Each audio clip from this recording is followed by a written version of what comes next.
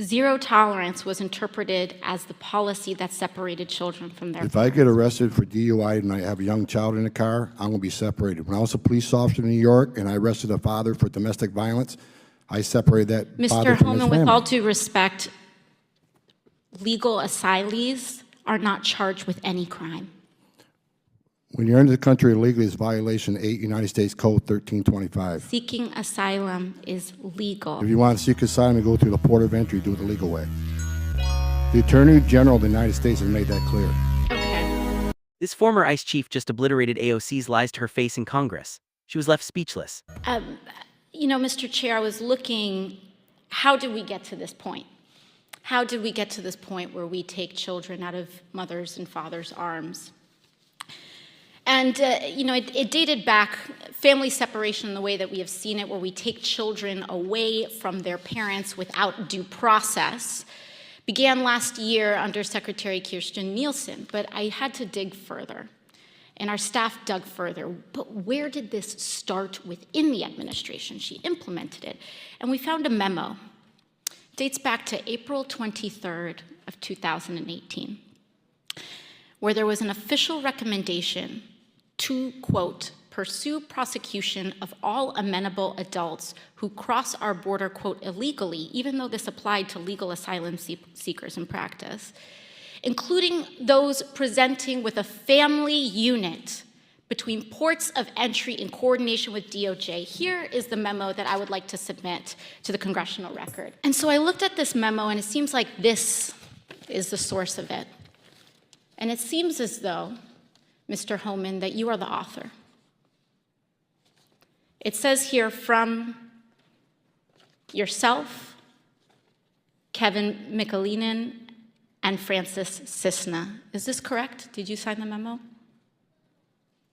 I'd have to see what you... I'd be happy to provide it. And we'll provide it over, but I would like to note that here it says the official recommendation. There were 3 different options presented. The third included the option for family separation. This initiative would pursue prosecution of all amenable adults, including those presenting with a family unit. Mr. Holman, your name is on this. Is this correct? Yes, I signed that memo. So you are the author of the family separation policy? I am not the author of this memo. You're not the author, but you signed the memo. Yes, a zero tolerance memo. So you provided the official recommendation to Secretary Nielsen on for the United States to pursue family separation. I gave Secretary Nielsen numerous recommendations on how to secure the border and save lives. But it says here that you gave her numerous options, but the recommendation was option 3, family separation. What I'm saying, this is not the only paper where we've given the Secretary numerous options to secure the border and save lives. And so the recommendation, of the many that you recommended family separation. I recommended zero tolerance. Which includes family separation. The same as is with every U.S. citizen parent gets arrested when they're with a child. Zero tolerance was interpreted as the policy that separated children from their If I get arrested for DUI and I have a young child in the car, I'm going to be separated. When I was a police officer in New York and I arrested a father for domestic violence, I separated that father from Mr. his Holman, family. with all due respect, legal asylees are not charged with any crime. When you're into the country illegally, it's violation 8 United States Code 1325. Seeking asylum is legal. If you want to seek asylum and go through the port of entry, do it the legal way. The Attorney General of the United States has made that clear. Okay. Mr. Chair, the memo is submitted to the record for review. If there's one thing this exchange proved, it's that Democrats still refuse to admit the obvious reality of the border crisis. They want all the emotional outrage of the debate without ever acknowledging the actual law behind it. And Tom Homan wasn't having any of it. What made this moment so powerful is that Homan stayed calm while AOC tried to turn the entire hearing into an emotional spectacle. She kept repeating the phrase family separation over and over because Democrats know it polls emotionally. They know the images were politically damaging. But Homan kept dragging the conversation back to something the left hates discussing, consequences for breaking immigration law. That's the core issue here. AOC tried framing illegal entry and asylum claims as if they're automatically the same thing. They're not. Homan pointed out what most Americans already understand. If you enter the country illegally between ports of entry, you are violating federal law. That's not some extremist opinion. That's literally the law on the books. And notice how Haman used examples every normal American can relate to. If a U.S. citizen gets arrested for DUI with a child in the car, the child gets separated. If someone commits domestic violence and gets arrested, they get separated from their family too. That's not called family separation policy when it happens to American citizens.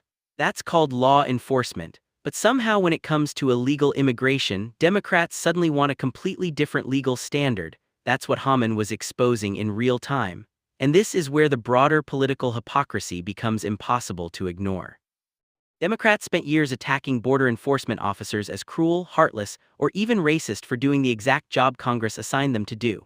Meanwhile, those same politicians created incentives that fueled the border crisis in the first place. The truth is, the zero-tolerance policy was never about randomly targeting families. It was about trying to stop a massive surge of illegal crossings that was overwhelming the border. At the time, officials were dealing with growing numbers of migrants crossing with children because smugglers and cartels understood something very important. Bringing a child dramatically increased the chances of being released into the United States. That's the uncomfortable part of this debate the media almost never talks about. Cartels adapted to U.S. policy weaknesses. Human smugglers exploited loopholes. Children were being used as leverage because everybody knew family units were less likely to be detained long-term. Haman and other border officials believed stronger enforcement was necessary to stop that incentive structure. You can disagree with the policy if you want. That's a fair debate, but pretending there was no border crisis or pretending there were no legal issues involved is just dishonest. And notice something else during this exchange. AOC kept trying to force Haman into accepting her framing that he authored family separation. Haman pushed back because the actual recommendation was zero-tolerance enforcement. Democrats intentionally merged the two ideas politically because family separation sounds far more shocking than enforcing existing immigration law. That distinction matters, because if the left were being fully honest, they'd have to explain what alternative they supported at the time. Catch and release, open borders. No prosecution for illegal entry, because every enforcement choice has consequences. That's the part activists never want to answer directly. And years later we can now clearly see where weak border enforcement leads. Americans watched record illegal crossings, overwhelmed cities, migrant shelters overflowing, massive taxpayer costs, fentanyl trafficking exploding, and public frustration rising across the country. Even many Democrat-run cities started admitting the system was unsustainable once the crisis reached their neighborhoods. That's why exchanges like this age very differently over time. Back then the media treated Haman like the villain. Today millions of Americans look at the current border situation and realize maybe the people warning about enforcement breakdown weren't crazy after all. And another thing Haman exposed here is how selective outrage works in Washington. The same politicians screaming about border enforcement often stay silent about the victims of cartel violence, human trafficking, or Americans killed by criminal illegal aliens. The conversation becomes emotional only when it can be weaponized politically against immigration enforcement. That's why Haman's blunt style connects with so many people. He talks like a cop because he was one. He approaches the issue from a law enforcement perspective, not from an activist slogan.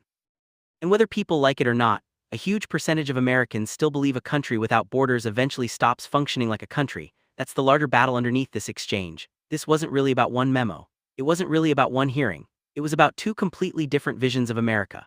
One side believes immigration laws should be enforced consistently. The other side increasingly treats enforcement itself as morally suspicious. And in this clip, Haman refused to apologize for believing the law should actually mean something. If you made it this far, comment below and tell me what you think.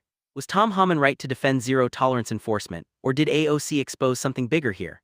And if you enjoyed this breakdown, make sure you like, subscribe, and turn on notifications, because we're going to keep covering the moments the mainstream media wants you to forget.